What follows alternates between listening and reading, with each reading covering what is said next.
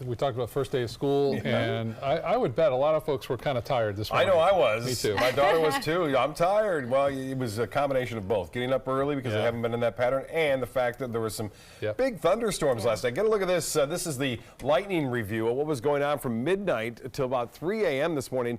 And even though the storms kind of cleared land after 2, the storms offshore were still loud enough to keep us up, and quite a few lightning strikes, but more importantly, a lot of heavy rainfall. I had a couple people come up to me today and say they had up to 5 inches in their rain gauge in some isolated areas. Different story now, but we're in this pattern of late night storms, early morning storms near the coast. That could again be a problem for us in the morning, so he may get disrupted again.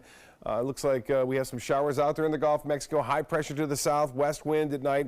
A little land breeze develops, the opposite of the sea breeze, because the water temperature is 88 degrees. And when the land cools down into the upper 70s, that creates a little difference in heating. That air has to be replaced. That's lifting out here in the Gulf and creates that land breeze, which sets up a convergence out there near the Gulf. Right now, most of the activity north of us. Not much going on here now. We don't anticipate much through this evening. Maybe a few isolated cells popping up here and there. But for the most part, things will stay relatively quiet for the time being. I'm not guaranteeing that at, say, 2, 3 o'clock in the morning. This is the anniversary. Right about now, the storm was located near Port Charlotte, pushing off toward Arcadia.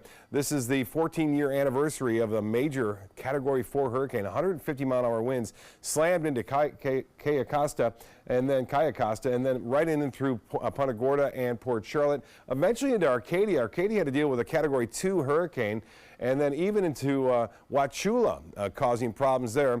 Surprisingly, there were only 4 deaths by this tightly wound system, which had hurricane-force winds only out about 15 miles from the center in Charlotte County.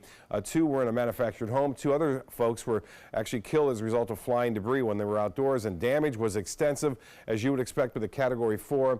I can remember quite well on that Friday the 13th, 14 years ago, right here at ABC 7. Well, nothing going on in the tropics right now. All is quiet as a result of the cooler water of the Atlantic, although it has warmed over the last week. We'll have to keep an eye on that. There's a system over the north central Atlantic not doing much. Even if it were to do so, it would move off to the northeast, so not a problem there. Not a problem this evening either, although it will be warm, and we're expecting generally partly cloudy skies. Some real dry air to the east of us. It is working slowly in our direction. It may be in place throughout midweek to Friday, and that means our rain chances will stay relatively low. Future radar not showing much going on. I suspect there will be a few storms here, though. This model not depicting that, right along the immediate coast. Temperatures, it's 86 in Sarasota, 82 now in Orlando with some rain nearby. 90 in Key West. Currently, we have 86 at the airport. It feels like 94. Dew point is at 74. Relative humidity 67%. The high today was 89, 1 degree shy of the normal. 74 was the morning low. Boy, are they getting hammered with heavy rainfall. And looks like New York, also New Jersey, now heading off into the north portions of, again, looks like the northeast United States. So we are looking at some heavy rainfall there with our flood watches and warnings. For boaters tomorrow, seas will be running less than 2 feet. So pretty light chop out there in the bays and in the waters. A 7-day forecast then. A chance for a few morning showers, but should be okay for drop-off for most tomorrow.